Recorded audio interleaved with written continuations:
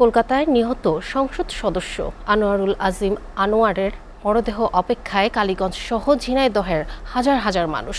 হত্যার ঘটনা নিশ্চিত হওয়ার দুদিন পেরিয়ে গেলেও এখনও মরদেহ উদ্ধার না হওয়ায় হতাশা বাড়ছে স্বজনদের মাঝে। সকালে কালীগঞ্জ পৌঁছে মেয়ে মুমতারিন ফেরদৌস ডোরিন তার বাবা হত্যার বিচার চান। ঝিনাইদহ থেকে ফয়সাল আহমেদের প্রতিবেদন। শুক্রবার কালীগঞ্জে এমপি আনারের বাড়ির সামনে আসেন তার মেয়ে মুমতারিন ফেরদৌস ডোরিন। তাকে ঘিরে রাখেন শত শত নেতাকর্মী। মেয়েকে সান্ত্বনা দেন তারা। হত্যাকাণ্ডের দুদিন পরও মরদেহ উদ্ধার না হওয়ায় হতাশা বিরাজ করছে স্থানীয় নেতাকর্মীদের মাঝে। শেষবার প্রিয় নেতাকে দেখতে চান তারা। হত্যার সাথে জড়িতদের দৃষ্টান্তমূলক শাস্তির দাবিও জানান তারা।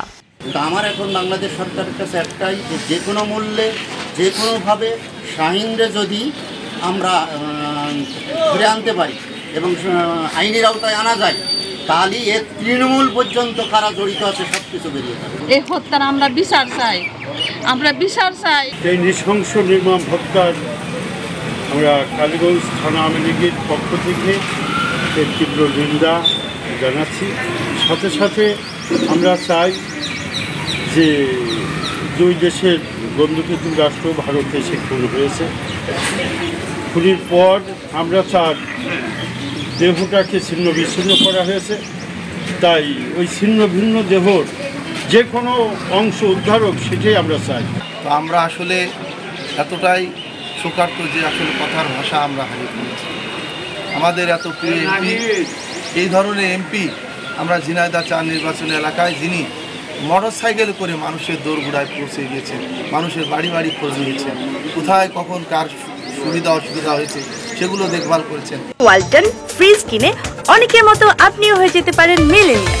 সেরা পণ্যের সেরা অফার। প্রধানমন্ত্রী শেখ হাসিনার প্রতি তার আস্থা আছে। পিতা হত্যার সুষ্ঠু বিচার পাবেন বলে আশা প্রকাশ করেন মেয়ে ডোরিন। ব্যক্তির আস্তে আস্তে গোসল করাও, আস্তে আস্তে কাফন পরাও, তার শরীরে ব্যথা লাগে, তার সে বলতে পারে না। আর এইভাবে মৃতদেহের প্রতি এইভাবে কেটে কেটে টুকরো করা, আমি জীবনে বলতে পারবো না। আমি যতদিন বেঁচে থাকবো আমি এই কথা বলতে পারবো না, আমি কোনোদিনও বলতে পারবো। আল্লাহ বিচার করবে, বিচার করবে, সুষ্ঠু তদন্ত হবে, এর সর্বোচ্চ শাস্তি আমি চাই। গত 12ই মে চিকিৎসার জন্য ভারতের কলকাতায় যান ঝিনাইদহ ৪ আসনের সংসদ সদস্য আনোয়ারুল আজিম আনার।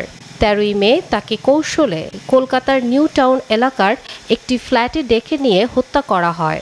এই ঘটনায় হত্যাকারীদের মধ্যে 3 জন আটক থাকলেও এখনও ধরাছোঁয়ার বাইরে মূল পরিকল্পনাকারী Akhtaruzzaman Shahin. STV news desk.